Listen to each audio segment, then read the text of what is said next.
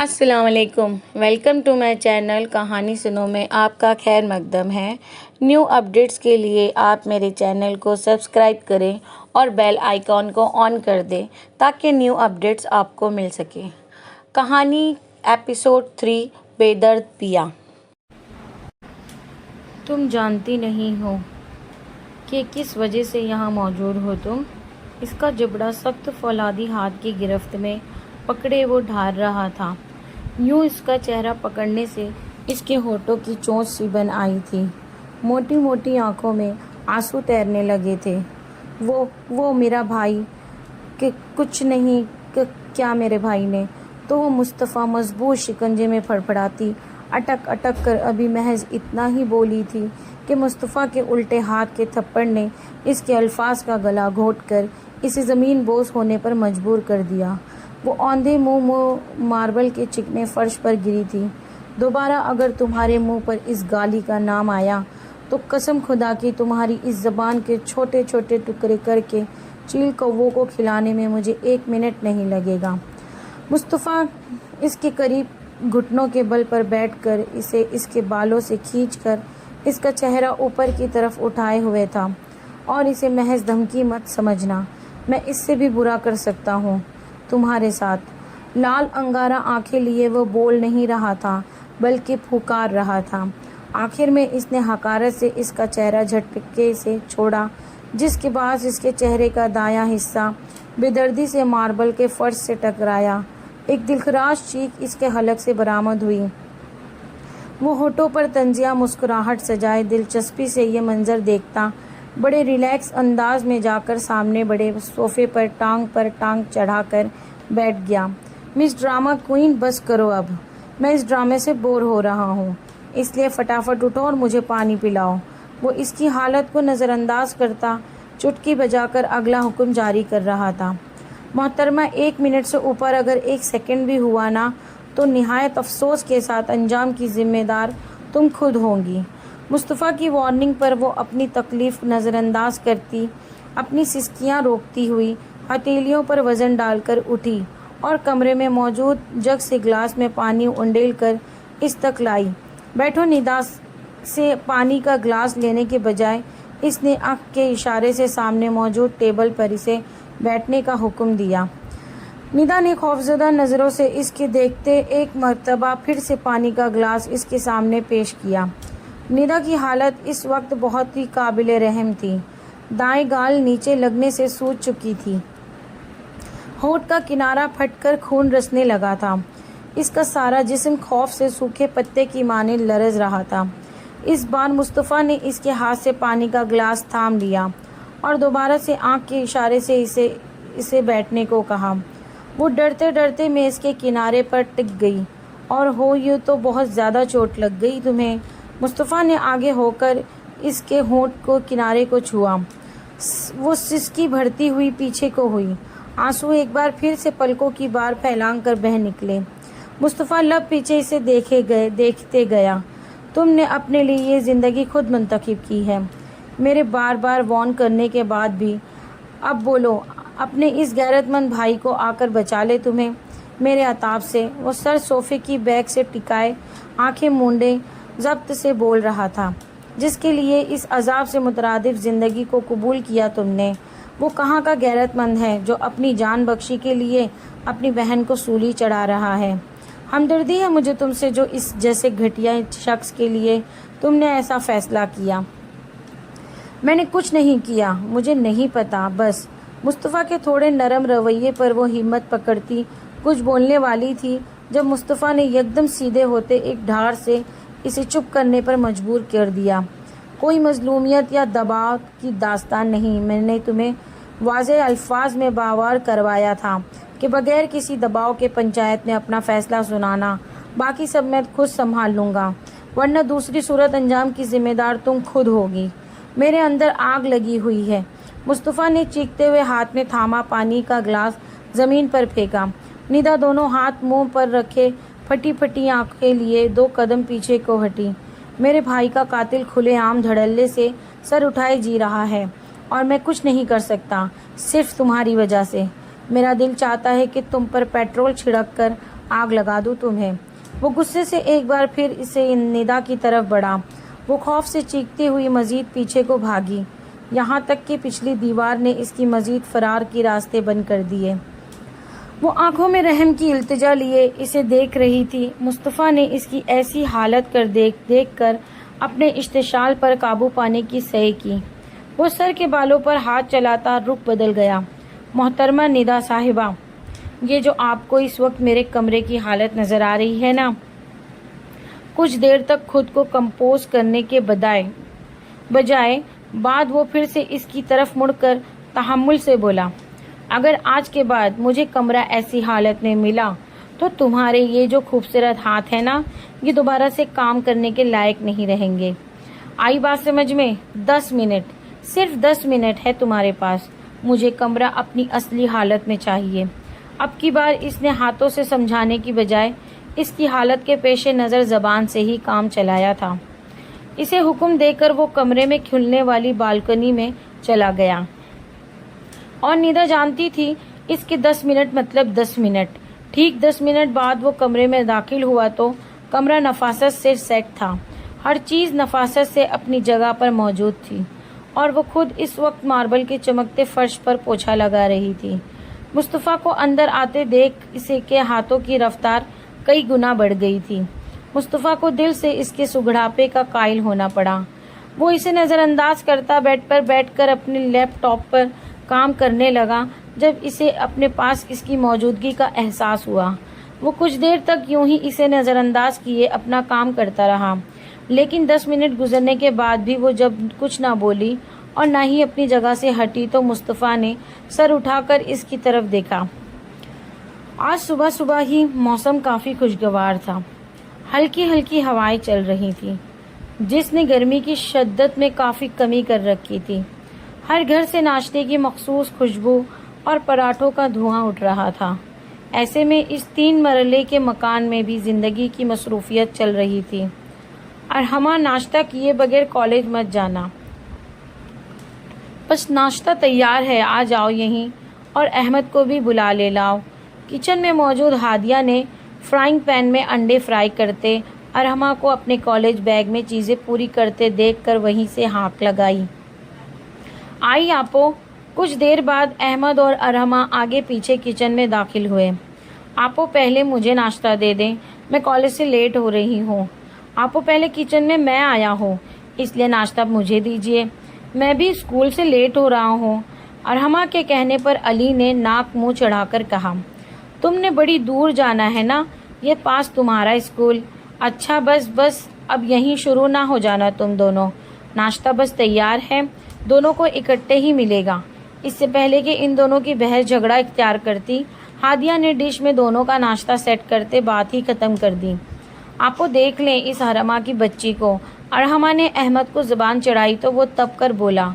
ज़बान चढ़ाते ही वो हादिया के पीछे जाकर छुप गई, वरना अभी तक इसके रेशम के लच्छों जैसे शहद रंग बाल अहमद के कब्ज़े में होते। अरहमा, हादिया ने चिमटा नीचे रखते मुड़कर अपनी ओट में छुपी अरहमा को देखकर अरहमा पर जोर देते इसे घूरी से नवाजा।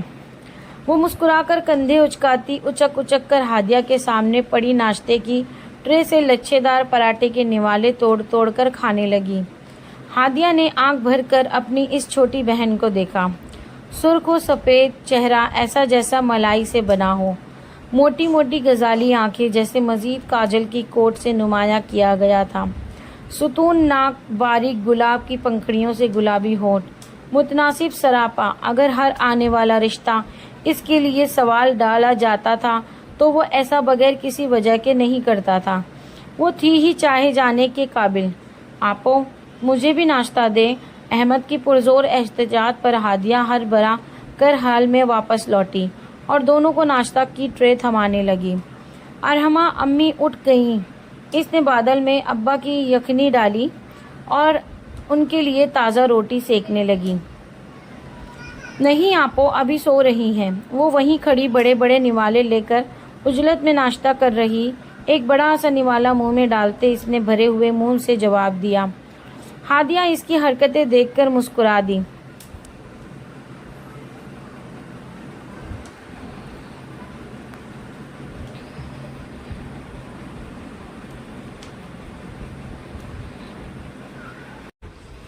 وہ کہیں سے بھی 18 سالہ لڑکی نہیں بلکہ 8 سالہ بچی لگتی تھی۔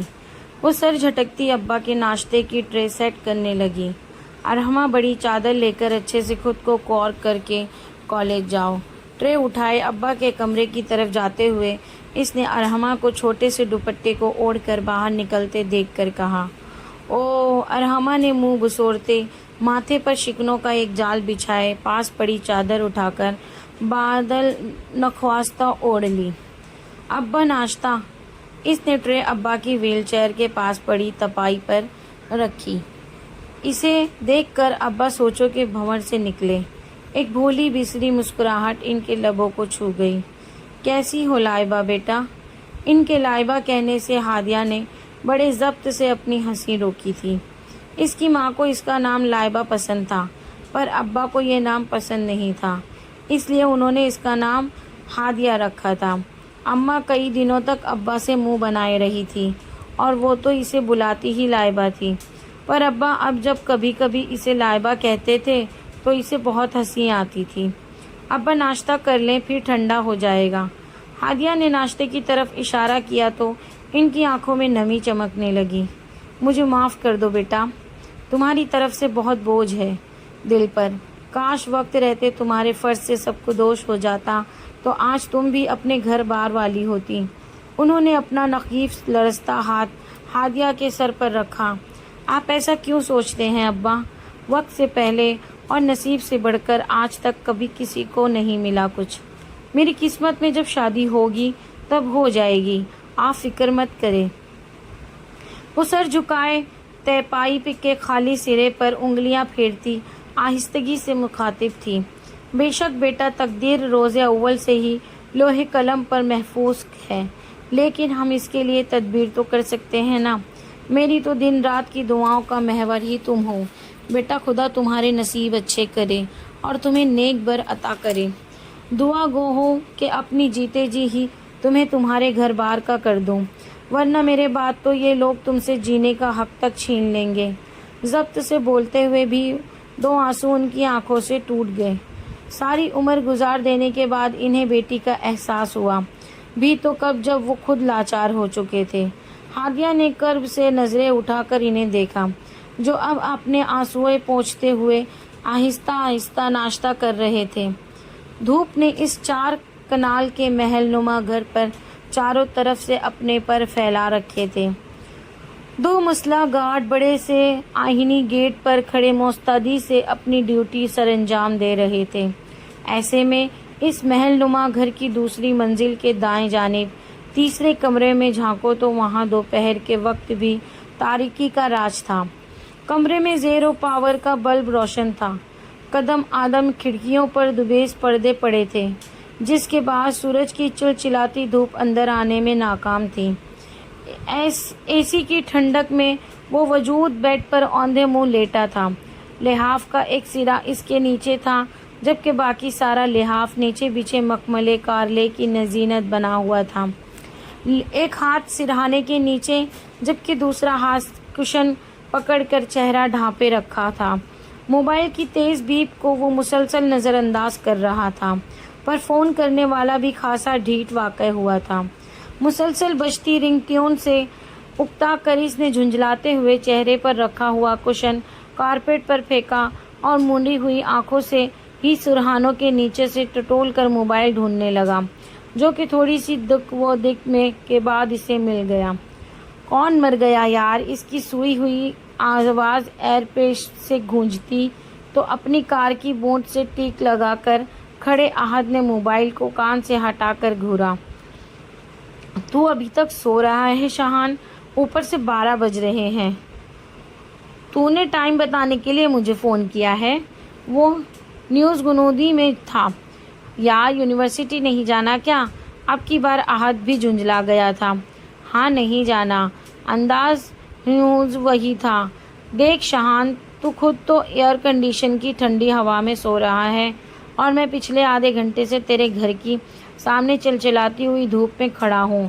اتنے نخرے تو رانجھے نے ہیر کے نہ اٹھائے ہوں گے جتنے میں تیرے اٹھا رہا ہوں۔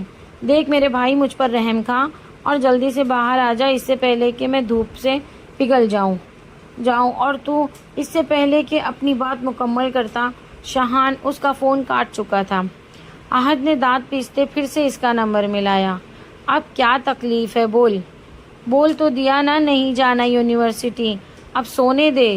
نیند کے بعد اس کی آواز کافی بھاری تھی۔ تو میں یہ سمجھوں کہ تم اس ہادیہ سے ڈر گیا؟ اب کی بار احد نے تاک کر وار کیا تھا۔ ہادیہ کا نام پر شاہان نے پٹ سے آنکھیں کھولی تھیں۔ چھم سے ہادیہ کا سانولا سلونا چہرہ تصور کے کینوس پر ابھرا تھا۔ ایک طنزیہ مسکراہٹ اس کے لبوں کو چھو گئی۔ ارے یار، ابھی تو اس مس بلیک بیوٹی کی واٹ لگانی ہے مجھے۔ اس نے جھٹکے سے اٹھ کر بیٹھتے ہوئے ہاتھ پر ہاتھ مارا۔ تو 10 منٹ انتظار کر میرا، میں بس شاور لے کر آیا۔ وہ ایک جست میں بیڈ سے نیچے اترا اور چھپاک سے واش روم میں گھس گیا۔ احد نے اس کے مان جانے پر خدا کا شکر ادا کیا۔ مصطفیٰ لیپ ٹاپ پر مصروف کچھ دیر تک اس کے بولنے کا منتظر رہا، لیکن جب وہ کافی دیر تک کچھ نہ بولی اور نہ ہی اپنی جگہ سے ہلی تو مصطفیٰ نے لیپ ٹاپ سے نگاہیں اٹھا کر سوالیہ نظروں سے اسے دیکھا۔ وہ سر جھکائے ہونٹیں کچلتی، ہاتھ مسلتی جیسے کسی شش و پنج میں مبتلا تھی۔ مراقبے کا ارادہ ہے کیا؟ مصطفیٰ نے اس کی حالت پر چوٹ کی۔ وہ مجھے اب سے آگے کچھ پھوٹو گی کہ رات ایسے ہی گزار دو گی؟ مصطفیٰ اس کی ممم کے گرداز سے اچھا خاصا چڑ چکا تھا۔ وہ مجھے بھوک لگ گئی ہے کہ کچھ کھانے کو دے دیں۔ اب کی بار وہ ہاتھوں کی انگلیوں کو بری طرح مسلتی، اٹک اٹک کر کہتی جلدی سے بولی تھی۔ ہونٹ آہستہ آہستہ کپکپا رہے تھے، آنکھوں سے آنسو کسی بھی پل بہنے کو تیار تھے۔ مصطفیٰ نے ایک نظر اسے دیکھا، پھر کچھ سوچ کر مسکراتے ہوئے اٹھا۔ تم 1 منٹ انتظار کرو، میں ابھی کچھ کھانے کو لاتا ہوں۔ اس کی بات پر نگاہ کے مرجھائے چہرے پر رونق لوٹنے لگی۔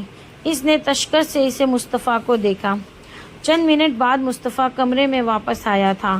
اس کے ہاتھ میں ایک ٹرے پکڑی تھی جس میں ایک سوکھی ہوئی شاید کل کی روٹی تھی، ساتھ میں کٹوری میں ہلکی شوربے والی دال تھی۔ کھانا کافی قابل اعتراض تھا، پر ندا کی آنکھوں کی چمک اس کھانے کو دیکھ کر ہی کئی گنا بڑھ گئی تھی۔ وہ تیر کی تیزی سے کھانے کی ٹرے کی طرف لپکی تھی، لیکن اس سے پہلے کہ وہ مصطفیٰ کے ہاتھ سے ٹرے پکڑتی، مصطفیٰ نے ٹرے میں موجود سوکھی روٹی کو فرش پر پھینک دیا۔ ندا چونک کر 2 قدم پیچھے ہٹ گئی اور ناسمجھی سے مصطفیٰ کو دیکھنے لگی۔ مصطفیٰ نے اس کی آنکھوں میں آنکھیں گاڑے ہوئے ہونٹوں پر طنزیہ مسکراہٹ سجاتے ہوئے ٹرے سے دال کی کٹوری اٹھا کر وہ بھی فرش پر انڈیل دی، جو کہ اس ماربل کے فرش پر نقش و نگار بناتے ہوئے پھیل کر بکھر گئی۔ ندا پھٹی پھٹی آنکھوں سے نیچے زمین پر بکھرے کھانے کو دیکھنے لگی۔ آنکھوں کی چمک یکدم بے بسی میں بدل گئی تھی۔ اس نے نگاہیں اٹھا کر پر شکوہ نظروں سے مصطفیٰ کو دیکھا۔ اس کی نظروں میں کیا کچھ نہ تھا، آنکھوں کی نمی پھسل کر گالوں پر بہنے لگی تھی۔ بھوک لگی تھی نا تمہیں؟ چلو پھر کھاؤ کھانا۔